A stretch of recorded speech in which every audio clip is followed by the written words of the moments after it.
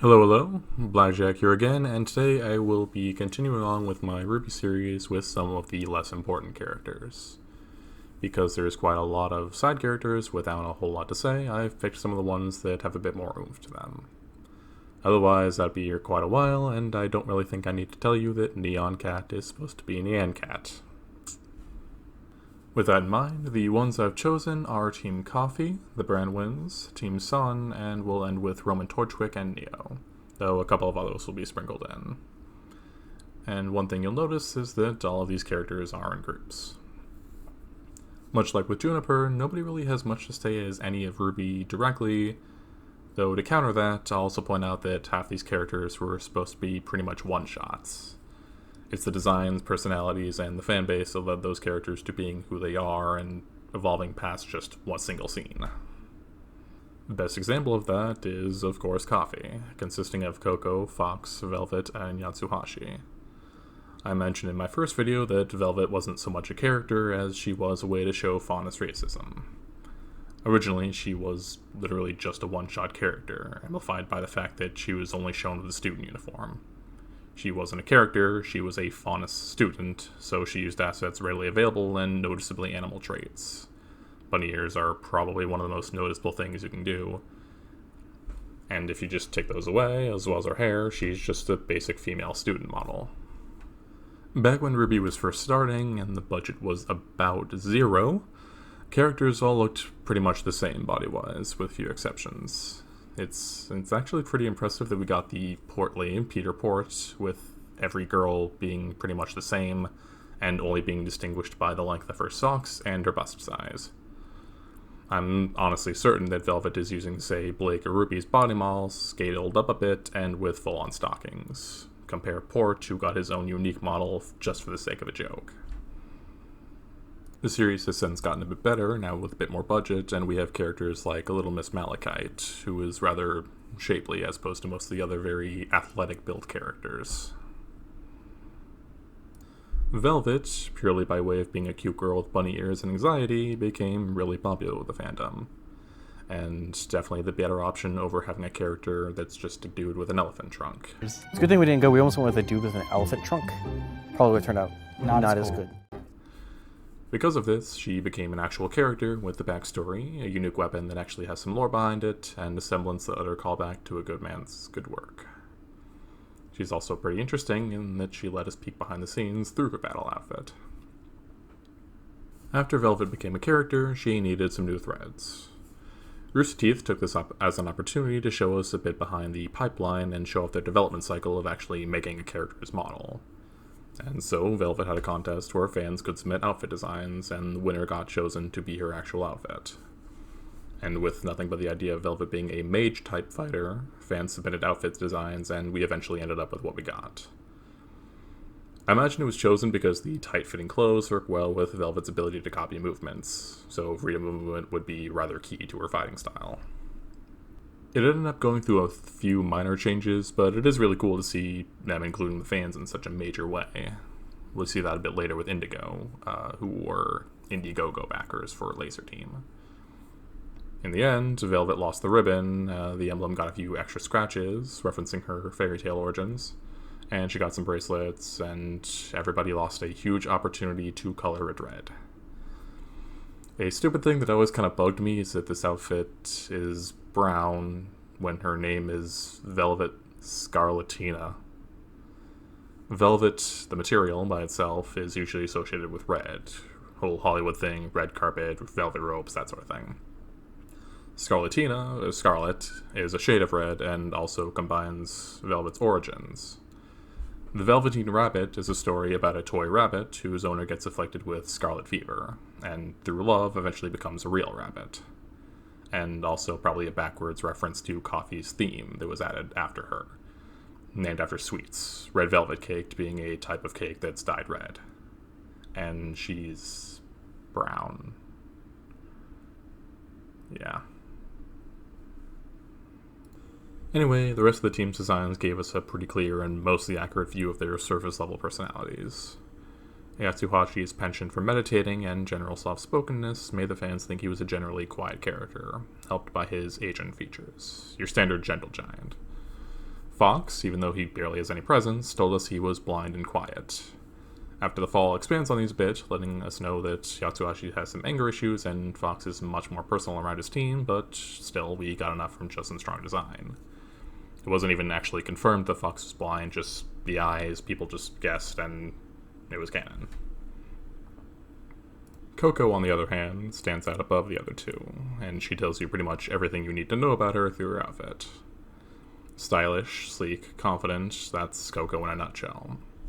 Her outfit amplifies Coco Chanel, or Coco Adele, taking inspiration from the famous fashion designer to highlight the love of clothing and fashion.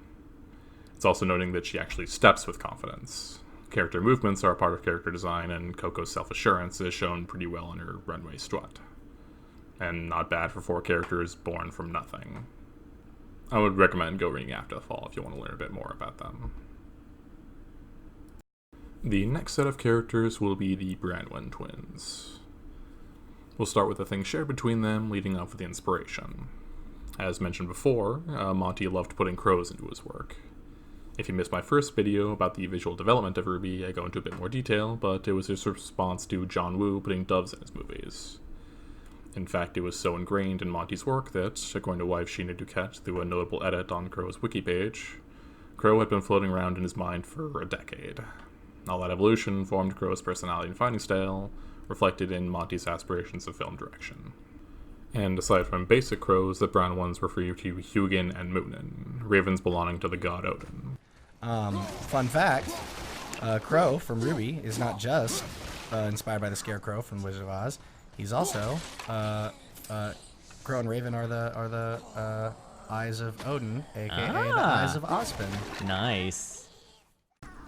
They're said to be his scouts that fly around and provide him with information about the realms. Raven and Crow were tasked with searching for the maidens by their Odin equivalent Ozpin. In addition, the siblings share a very similar logo. When together, they're a pair of eyes made from bird wings with the center iris, fitting as they're the eyes of Odin, scanning the world for information on his behalf. Interestingly though, aside from being just mirrored, there's a minor difference between them.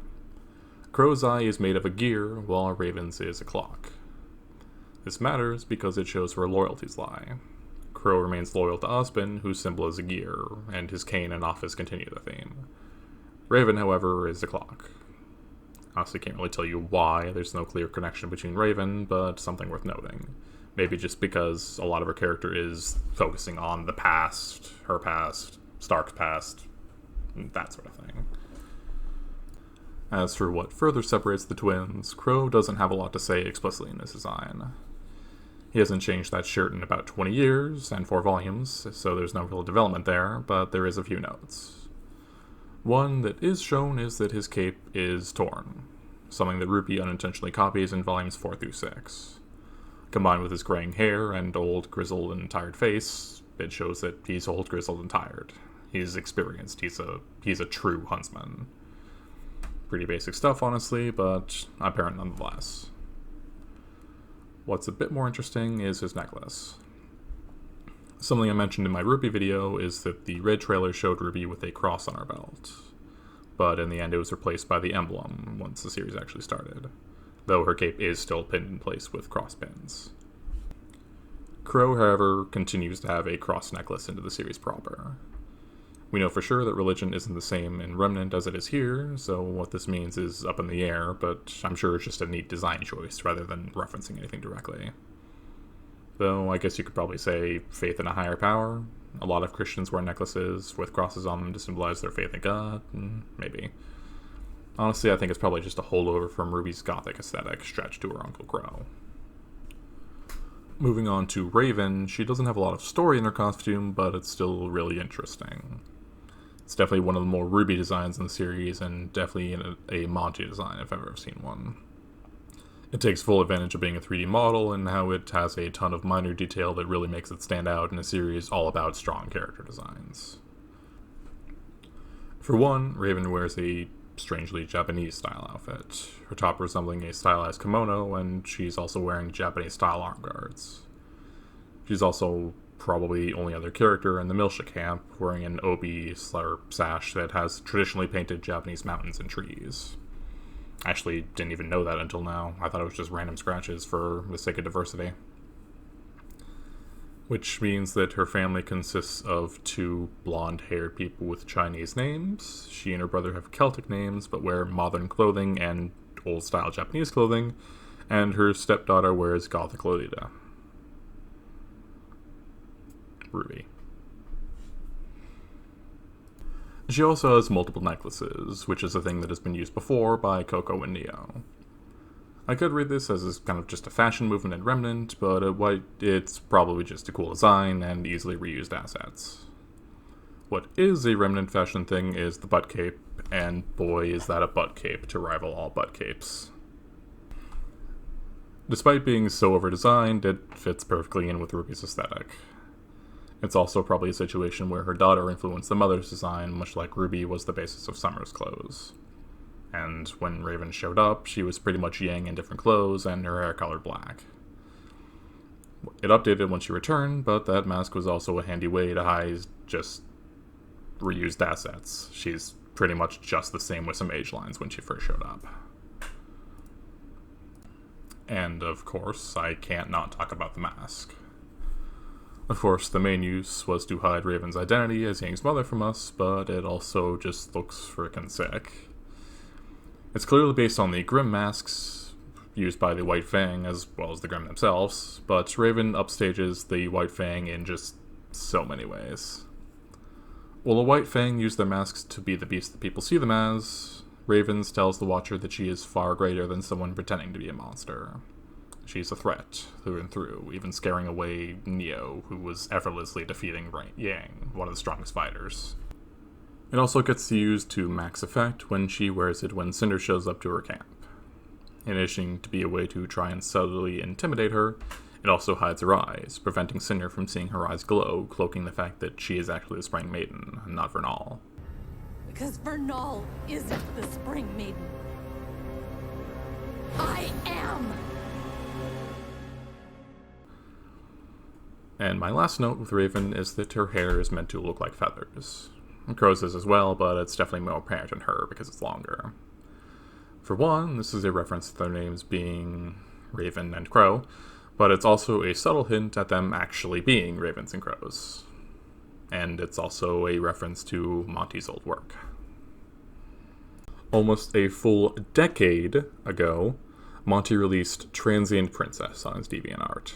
It's a picture of Renoa from Final Fantasy VIII, or Monty's Dead Fantasy series, where she's wearing pretty much a wedding dress.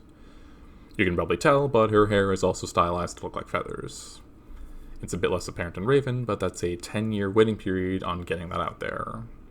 And it's rare you can see such a long-term evolution. In fact, this was foreshadowed pretty early, seeing as in the Yellow trailer, the picture that Yang shows to Junior, the person that she's looking for, is the Transient Princess picture. Probably before Raven's design was really figured out. And next on our list is everyone's favorite boy band, Team Sun. And unless you've been living under a mountain, you've probably seen at least one Goku. No, not that one. Or that one. Not that one either. 200%.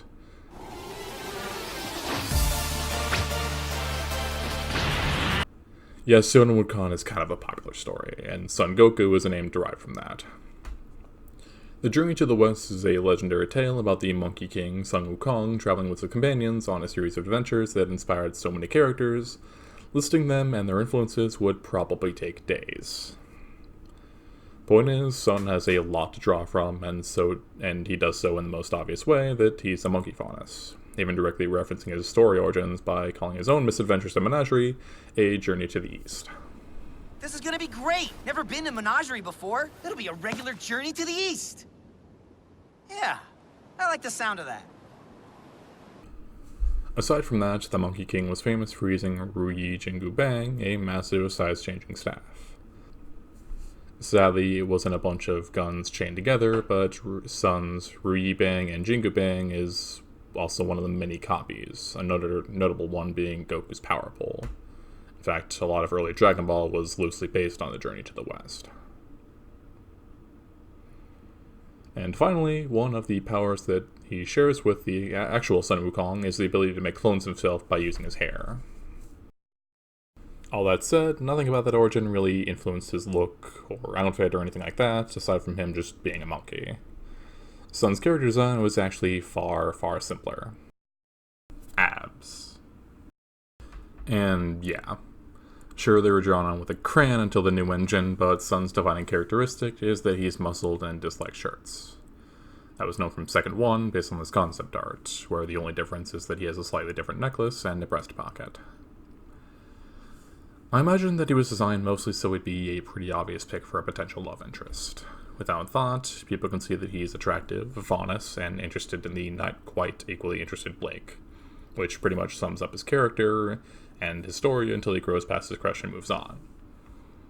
So what I'm saying is that his design is based almost entirely on heteronormativity. Boy meets girl, hot boy meets hot girl, faunus meets faunus, that sort of thing. A simple design for a simple mind, possibly referencing how the simple-minded Kazu dresses up as him in Genlock.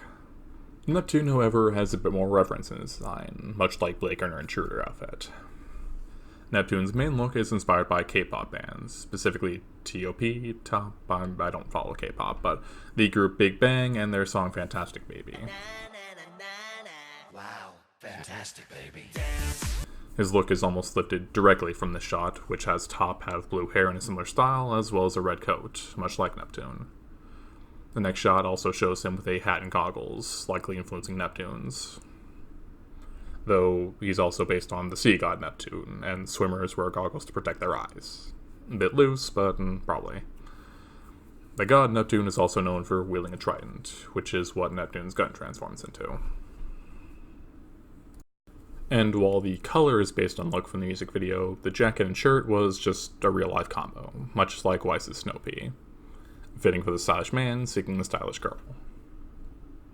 Also, a slight detail I noticed while watching the music video is that the scene where Top has the hat has him sailing on a pirate ship. Yet another shot shows him on a throne with some flintlocks behind him, as well as some stylings you'd see on an old-style pirate outfit. That, plus, oh hey look, it's Scarlet, it's just Scarlet. Another member of Big Bang, G-Dragon, shows up as the inspiration for Scarlet's look, directly, with his hair cut to one side to mimic the look in the music video. G-Dragon is also wearing a red coat over his shoulder, and his white tank top and light pants were the basis of Scarlet's clothes. Add in a pirate theme, and you get Peter Pan and Scarlet, the official sequel to the original story, where Peter becomes the new Captain Hook after taking up his red coat. Scarlet's corsair look, pirate cutlass, and grappling hook always make him fit to sail the seas, looking for adventure. Just keep him away from talk. His last name, David, is also based on the brother of Peter Pan writer J.M. Barrie. His older brother David died before he had a chance to grow up, leading to the concept of Neverland and Peter's refusal to grow old. The child that never grew up. And just a minor thing, but when we first got a look at Scarlet's design, he had some chains pinning his coat to his shirt. And once again, Sun's necklace. And the last member of the boy band, we have Sage Ayana, another handsome man with the most RWBY-esque outfit of them all. First off, Sage's origin is confirmed to be Sage. If you're not familiar with Aesop, you're probably familiar with one of his fables. Aesop was a famous Greek storyteller, and the collector of old tales compiled them into Aesop's fables, the most famous probably being The Tortoise and the Hare. In an interview, Monty actually calls him African, though sources point me to saying that he's Greek, but that's probably the influence for the darker skin tone either way. Sage is also incredibly smart, based on Aesop being a sage or wise man, though he never really gets to show that off. And Sun has a really cool teammate who's also dark-skinned. And I'll say now, he's based off the African sage Aesop. So he's also really smart. Sage's darker skin tone is unfortunately a bit rare in anime, possibly because Japanese doesn't have a very high African population, or anybody with darker skin for that matter. RWBY is actually one of few series to have several darker skinned characters from different areas, at least equivalents. In fact, the reason Monty even mentions Sage is because someone asked him about the lack of cosplayable characters for people with darker skin early on. Even from the beginning, diversity was taken into account, also shown in how characters like Scarlet and Coco are confirmed gay. Another rarity, doubled by the darker skin, is that Sage is covered in tattoos. Tattoos are a rarity in shows to begin with, mostly because it's freaking hard to draw them, at least consistently. So most keep them rather simple or don't even bother. Darker skinned characters with the tattoos are even rarer because it's a bit more difficult to get something that's actually visible. Probably why Sage sticks with pretty much just pure black instead of anything with any vibrant colors. Thanks to RWBY using models though, get it right once and you have it ready to go forever. I'm honestly surprised more characters in RWBY don't have tattoos. Aside from some minor arm tattoos and Sienna's tiger stripes, the only other person to have a larger tattoo is Carmine from After the Fall. You know, the book, where we only see her design because she's in Amity Arena. Anyway, Sage's tattoos bring up a few questions that we sadly just don't get to see come into play. Around his neck are Roman numerals, and combined with the clock-like design on his sword, it may imply some sort of time manipulation powers or something. On his chest is a pair of black wings.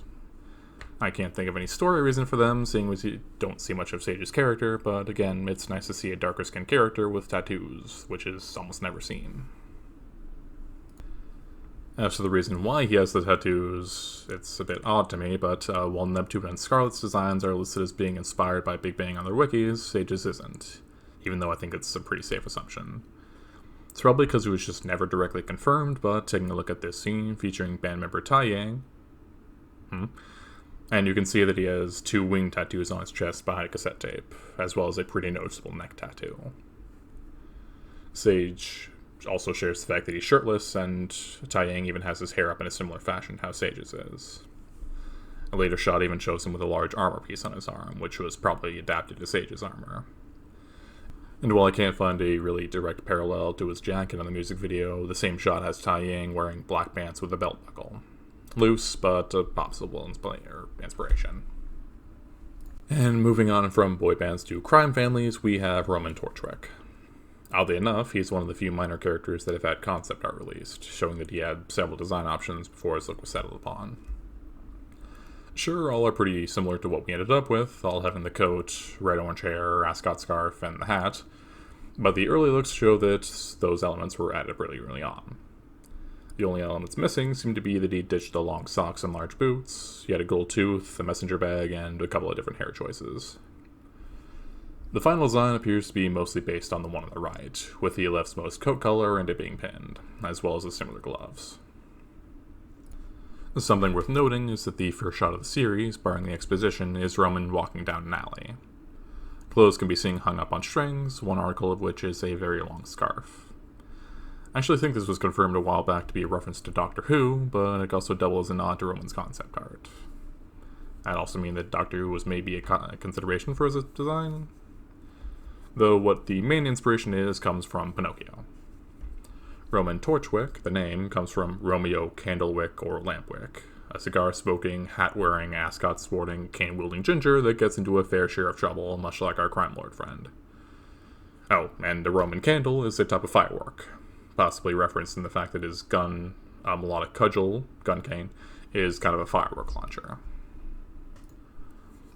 Torchwick's design is a combination of him, as well as Alex DeLarge from A Clockwork Orange, and his portrayal by Malcolm McDowell in the 1971 movie adaptation. Much like Lampwick, Alex is a young man that is capable of... oh boy. Let's say this isn't a very pleasant movie to watch, and Alex is far from a hero. We're talking drugs, beatings, theft, rape, and countless other crimes against humanity along with his gang. Roman approaches that, but not nearly to that level. Visually, though, the most obvious similarities are the hat and the heavily decorated eye. It's notable that it's one eye that had the longer, almost feminine lashes. As for the reason one of Torchwick's eyes is covered by his hair, which you can't see in either Lampwick or Alex, a well-known cover for Clockwork Orange depicts Alex with just the one eye for stylization purposes, probably just adapted into him covering it. Alex was also pretty well known for carrying around a cane, and he wears pure white, possibly influencing Roman's colors and weapon. And while I'm talking inspiration, I can talk again about Neo's design. Another thing I mentioned in my video about RWBY's development is that Neo was based on a gender-swapped cosplay of Torchwick by Soulfire Photography. Throw in some extra colors and you got yourself some ice cream. What this means is that, a bit like RWBY honestly, Neo had a design before a personality. I'll reiterate that she was added to the series within 2 weeks of her initial conception, so her initial design doesn't have much to say other than it being a female version of Roman, possibly implying that she very strongly looks up to him. Aside from a few minor things, it's almost the same as the Soulfire cosplay with the colors added, with the added appeal that the eyes can change color at will. Neo's power of illusions also allow her to change looks whenever she wants. We mostly see this as her disguising herself as different service people to sneak around, but I'll focus on one in particular. Neo's tournament outfit disguise takes the form of what I'll refer to as the pistachio outfit. It never got a name, and Neo herself never got a fake name, but I did want to keep the ice cream theme, and pistachio green would be a good color for her eyes. Though another option would probably be spumoni, another type of ice cream. It doesn't have much to say, other than just some basic related design aspects, but boy did this design take off, despite barely being in the series at all. Twin Tails probably helped, as well as the iconic scene of her stepping on an unfortunate, quote-unquote, tournament goer. Continuing on, after the loss of a certain dummy, Neo makes a reappearance sporting his hat, and her outfit has seen some better days. This shows that the death of Roman devastated her. While it's a bit unclear what exactly the relationship between these two is, his death turned her from an average criminal to a Sunday hell-bent on revenge against those she blames. And after reaffirming her goal to join up and joining with Cinder, Neo decided to change things up with the new outfit for infiltrating Atlas. And to be honest, I'm not the biggest fan of it. It's a bit too much. I'm not really... Something about it bothers me. It seems a bit more like a jumble of ideas than something strictly coherent. She's wearing Roman's hat and his ascot, but the rest seems just like a basic reinterpretation of her previous outfit. The only other note I can think of is that she also changed her hair. Neo now sports some massive locks, not unlike Yang. I'm probably reading into this a bit, but it does seem a bit like Yang's hairstyle in terms of volume and shape. I doubt it means anything, probably just to show off the two colors, but something worth saying. The alternative was an idea that I had way back when for Neo would be a further way to call back to her lost father figure, lover. The song The One Thing implies that Roman took Neo off the street at least, but that's not quite canon for the moment. Anyway, my idea is that Neo would have incorporated orange into her new look, replacing the brown. This sherbet outfit would be based on certain lines of ice cream featuring vanilla, raspberry, and orange flavors, making the color scheme white, pink, and orange. Neo's hair and outfit would carry Torchwick's colors here, symbolically carrying the torch, so to say. It'd also have been a good opportunity to throw in a long scarf like in his concept art. Alas. Instead, we get an outfit that, boy, is that not built for the cold in the slightest. Something Neo and Cinder share is a lack of awareness, considering just how much skin they're exposing when they're going to the coldest place in the world. The detached sleeves and corset seem like a poor choice for warmth, though at least it's a bit better than Cinder's. Oh, right, Cinder. Girl with 10 outfits with varying levels of complexity and meaning. Well, guess I gotta do another video. This one took a minute to put together, and Cinder was going to be part of it, but she's going to be double the length if I keep going as I do, so best to leave her next time. So go ahead and join me next time as I talk Cinder Fall and her inspirations. Blackjack out.